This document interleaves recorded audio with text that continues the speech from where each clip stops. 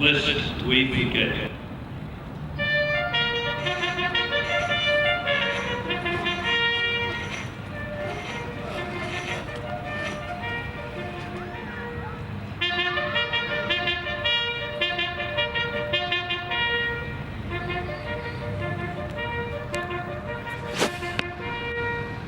Thousands of our young men volunteered to serve in the war. Others also contributed to the war effort, like Lady Munro Ferguson, the wife of the then Governor-General, who set up in 1914 at Victoria's Government House the first branch of the Australian Red Cross.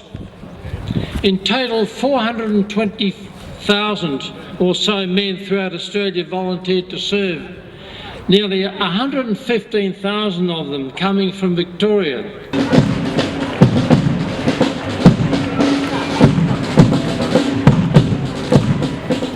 It was a time when the male population of Australia numbered only 2.5 million. Tragically, over 60,000 of them did not return and lay buried in foreign lands.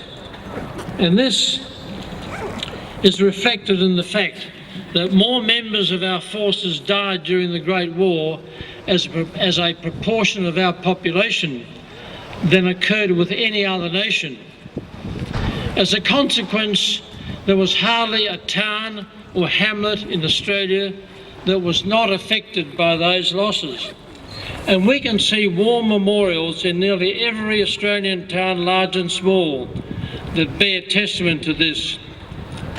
As we know, the ANZAC commemorations begin with the dawn service, which reflects the dawn landing at Gallipoli and the eerie pre-dawn time on the battlefield, when the enemy often attacked and when our soldiers had to stand to in silence with weapons ready, peering into the darkness, listening, alert, waiting for any attack. And during the early Anzac Day commemorations, returned soldiers gathered just before dawn, seeking the comradeship of their experience in the field during those quiet moments before dawn, remembering also their mates who did not return. Today, as we know, the dawn service includes the laying of a wreath on our many war memorials at home and abroad as a mark of gratitude of the nation. Of those who come to the commemorations, many have no contemporaneous connection with those who are being honoured, but a very large number of them, including many young, have deceased relatives who fought for Australia and relatives who died for it. Today they wear with pride on their right breast the medals of their now deceased relatives. We all come together in the act of remembrance, each of us having our own reflections. We remember, for example, that the starting point of our nation's involvement in the Great War was Gallipoli, and we sense the horrors that befell our young men there, their youthfulness, their extraordinary bravery, their fighting spirit that was based on their love for their country and mateship that prevailed amongst them. We also sense the inhospitable terrain and the other great obstacles that had to be overcome by the ANZACs in fighting to capture enemy positions.